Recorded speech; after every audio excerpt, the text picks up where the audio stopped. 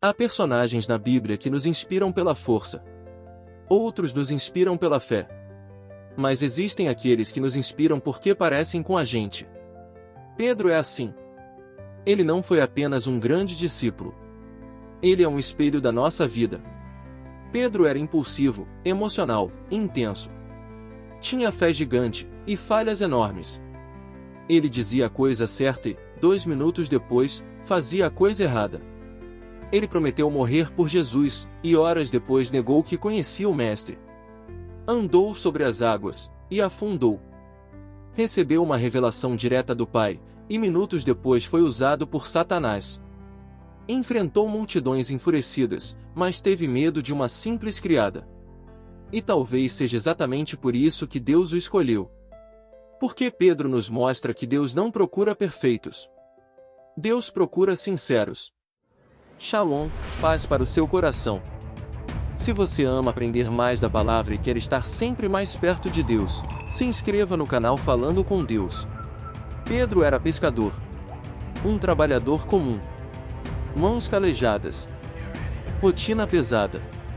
Vida simples. Mas um dia, Jesus entra no barco dele. E quando Jesus pisa no nosso barco, nada mais fica igual.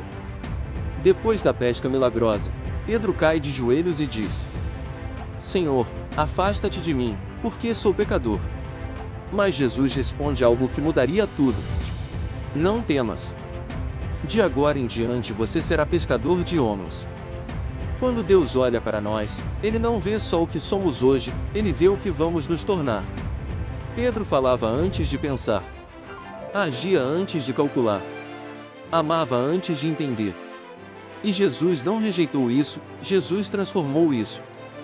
Quando Pedro viu Jesus andando sobre as águas, ele não o esperou. Senhor, me manda ir também. E Jesus disse: Vem. Pedro foi o único a sair do barco. Mas também foi o único que afundou. Isso é Pedro. Isso sou eu. Isso é você. A gente crê, mas às vezes desaba. E Jesus nunca abandona quem afunda chamando pelo nome dele. Em Cesareia de Filipe, Jesus pergunta: E vocês, quem dizem que eu sou? Pedro responde: Tu és o Cristo, o Filho do Deus vivo. Jesus diz que essa revelação veio do Pai.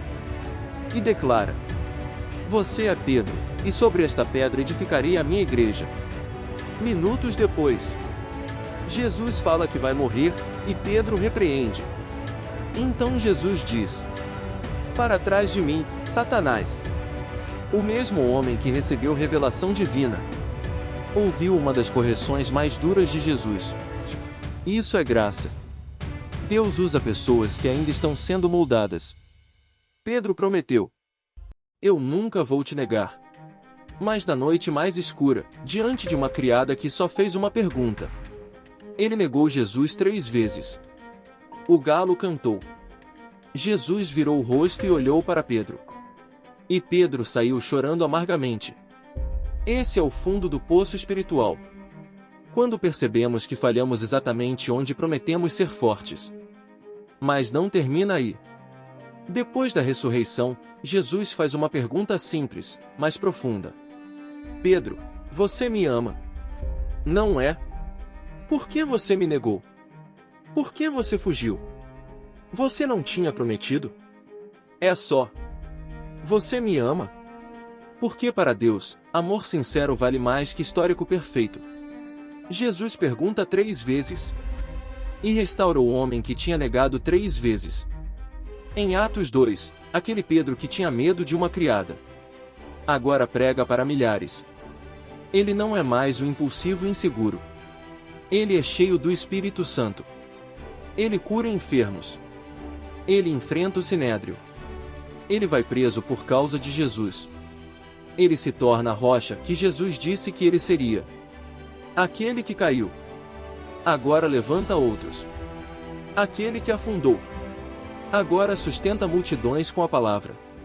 A tradição cristã diz que Pedro foi crucificado em Roma. E pediu para ser crucificado de cabeça para baixo. Porque não se achava digno de morrer como Jesus. O homem que negou por medo. agora morre por amor. Essa é a obra de Deus na vida de alguém que se entrega.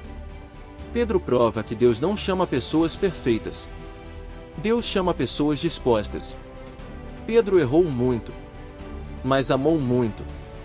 Ele caiu, mas deixou Jesus levantá-lo. E Deus fez dele um gigante da fé. E Deus pode fazer o mesmo com você. Se esta mensagem tocou seu coração, comente glória a Deus e compartilhe com alguém que precisa ouvir isso.